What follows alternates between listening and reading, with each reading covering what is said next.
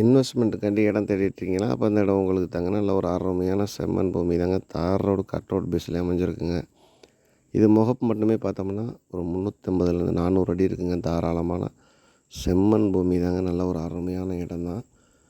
இன்வெஸ்ட்மெண்ட்டுக்கு அருமையான இடமுங்க. இந்த இடம் பார்த்தோம்னா மணப்பாறையிலேருந்து ஒரு 15 கிலோமீட்டர் தொலைவு தாங்க. இந்த இடம் எங்கே அமைஞ்சிருக்குன்னு பார்த்தோம்னா புத்தானத்தில் தாங்க அமைஞ்சிருக்கு, திருச்சி மாவட்டத்தில்.